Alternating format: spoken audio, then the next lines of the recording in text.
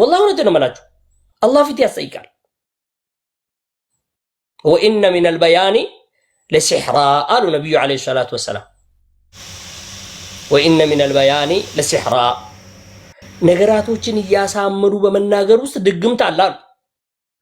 የሰውን ጆሮ የሚደግም ሰው አለ ባነጋገሩ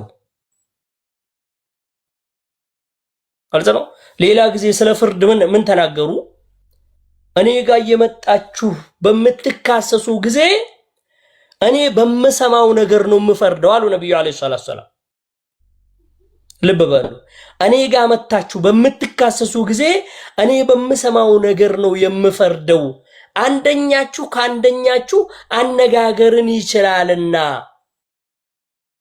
በሰማሁት ነገር ፈርጅለት የሰውን ሐቅ የሚወስድ ሰው አሉ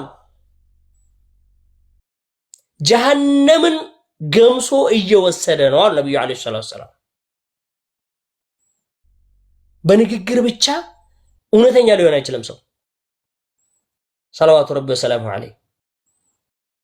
እኔ ጋር መጣችሁ በመተካሰሱ ጊዜ እኔ ባነጋገራችሁ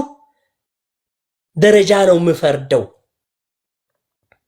የሰውን ሐቅ የፈረድኩለት ሰው ካለና ከወሰደ ከጀሃነም እሳት ቆርጦ እየወሰደ ነው በንግግር ሊያሳምን ይችላል አንዳንዱ ሰው እውነት ይያለው መናገር አይችልም አይደል እውነት ይያለው መናገርን አይችልም መናገር ስላልቻለ ብቻ ይሄንኛው በዛ ብሎ በዚህ ብሎ በዛ ብሎ ስላዋከበ ብቻ እውነት ያለው መስሎን የዚህኛውን አንስተ መዝራት አያስፈልግም አስለን በሁለት ሰው መካከል የሚፈጠር ችግር አይብ ነው ያን ነገር መደበቅ ነው ያለብን ሊፈጠር ይችላል ተፈጥሮም ሊኖር ይችላል እና የኔ ነሲሃ በፊትና ዘመን ዝም ማለት ያስፈልጋል በፊትና ዘመን ምላሳችንም ብቻ ሳይሆን ጣታችንም ዝም ማድረግ ያስፈልጋል ጣታችንን እቺ በየትኛው ጣታችሁ ነው ሼርና ኮፒ ሊንክ የምታደርጉት በሻሃዳ ጣት ነው አዎ ስርዓት ማስያዝ አለብን ይሄ ጣት የሚያምርበት ተስቢህ ማድረግ ነው ሻሃዳ ማለት ነው